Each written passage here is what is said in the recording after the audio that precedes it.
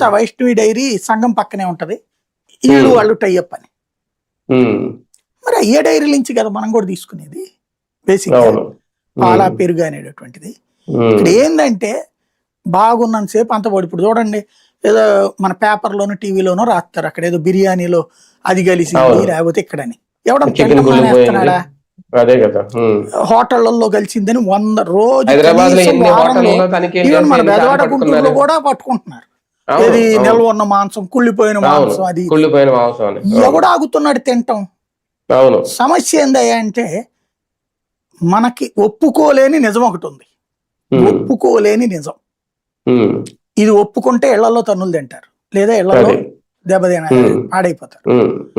ఒప్పుకోలేని నిజం ఏంటంటే ఇంటి వంటకి దూరం అయ్యాం, మన వ్యవస్థని మనం చెడగొట్టుకున్నాం. ఇంట్లో పొద్దున్నే టిఫిన్, మధ్యాహ్నం భోజనం, సాయంత్రం స్నాక్స్, రాత్రి భోజనం మొత్తం ఇంట్లోనే వండి పెట్టగలిగిన వాళ్ళు ఎంతమంది చెప్పండి ఇప్పుడు, ఇంక్లూడింగ్ టీ, పాలు, కాఫీ. మన చిన్నప్పుడు అయితే అసలు బయట వెళ్ళి తినడం రేర్, ఇప్పుడు ఇంట్లో తినడం రేర్. అట్లయిపోతుంటే మరి ఎక్కడి నుంచి వస్తాయి ఇవన్నీ? ఆరోగ్యం గురించి ఆశపడకూడదు. అది మనం సంపాదించే డబ్బులు ఎందుకయ్యా అంటే మనం బాగా కష్టపడాలి దేనికోసం అంటే, ఇది వినడానికి అసహ్యంగా అనిపిస్తుంది కానీ వాస్తవం. మనం సంపాదించే డబ్బులు కాలేజీలు, స్కూళ్ళు వాళ్ళని మెయింటైన్ చేయడానికి, హాస్పిటల్ వాళ్ళని